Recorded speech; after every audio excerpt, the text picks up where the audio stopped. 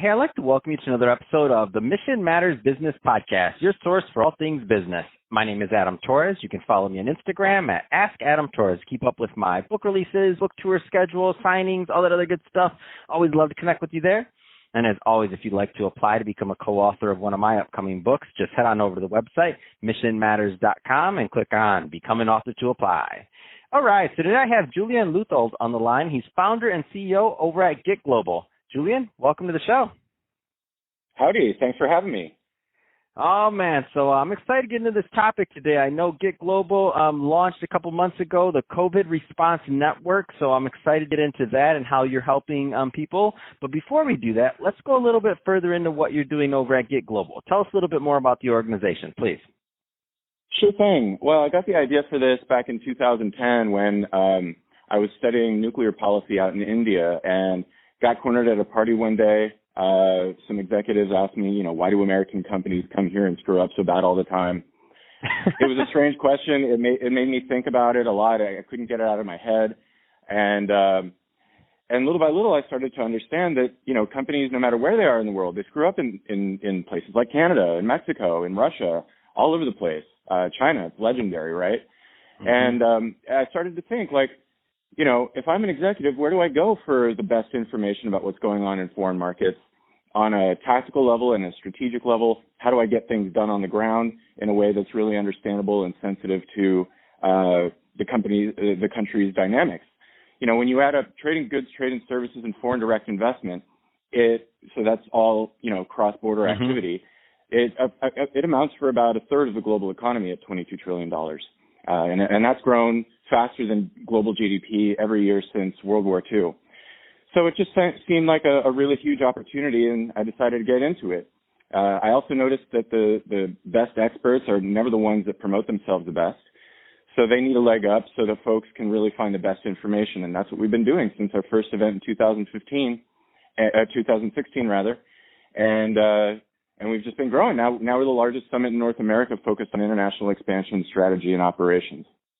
Man, that's exciting. And I think it's a great transition, too, because I see that you were able to really address some of the things that are going on now by having GetGlobal that already had this infrastructure in place, launch the COVID Response Network. So let's just jump right into that one. So how'd this come about? Sure thing. So, we were on our way to launching some really exciting initiatives when the virus struck, and it took me about 48 hours of shock to realize that things were going to be changing for a very long time. And I was on the phone with a friend, and she was like, Julian, stop clowning around. You've got the network of experts that everybody needs right now. This is not like a graphic design conference. You need to get in there and start kicking some butt and helping people out right now. And that's what we did. We just, we're starting out simple. It's a Slack group and a series of Zoom conferences throughout the week, but we'll be planning something bigger later on, and we can get into that in a little bit. But, we've just been dealing with things like, issues around reopening, how folks are marketing right now, government affairs, and it's the best of the best. Can't buy any better advice. Man, that's awesome. So let's get into it. Let's talk about some plans for the future and what you're doing. I know you've been live now, I believe, for a couple of months now. So tell us a little bit more about the experience so far.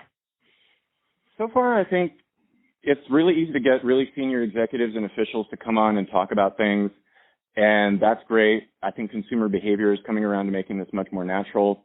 I'm sensing that people are getting a little bit zoomed out. And is that a term? I like that, zoomed out. Yeah, they're all zoomed out. So we got to think, where is all this going? How do we turn up the bass and really take this, what I believe is the advent of a new media category, to the next level? And so we'll be planning something in midsummer. We're putting that together right now. It's going to be huge. It'll feel like something between, television and the functionality of a conference. Wow, I never really thought about that. So you're right. This is a new media category, isn't it? Yes, it is. It's going to be like this for a while. So, folks are getting their act together. I'm surprised at how many have not gotten their act together. This crisis certainly did show us who's a leader and who's cosplaying. But yeah, no, it's only going to get better. The technology is going to have to be better. All the video conferencing companies are out there panicking and trying to innovate. So it's a matter of time.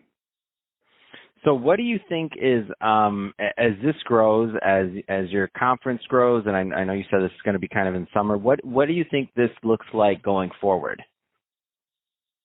Events and the events with GetGlobal. Mm-hmm. Events themselves.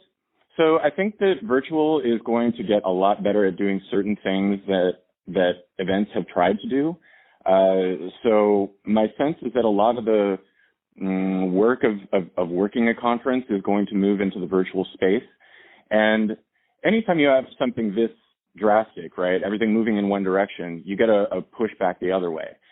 So when this all dies down, and I'm thinking it's going to take about 3 to 5 years before big events start to come back in a way, similar to the way that they were, my sense is that it's going to be mostly about fun and networking and happy accidents.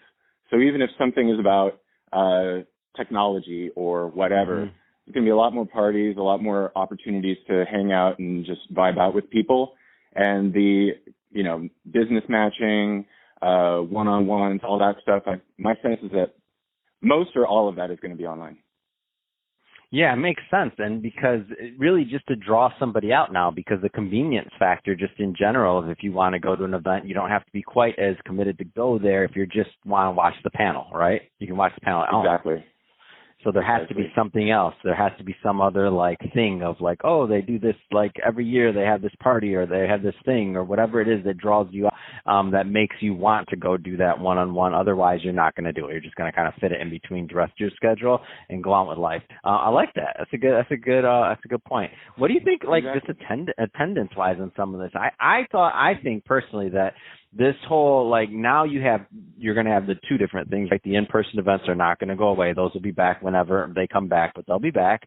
And then you're going to have the virtual, which now many people would have never done before, are going to be doing. I mean, especially for some of these things like the COVID response network, it seems to me like it just it broadened the market, kind of like rideshare, it broadens the market. Yeah, exactly. Because now you don't have to take 3, 4, 5 days out of your schedule, either as a speaker, a sponsor, or an attendee. You tune in, get what you need to do. So that means that you can do that anywhere in the world. You don't need to deal with visas. You don't need to deal with any of that nonsense.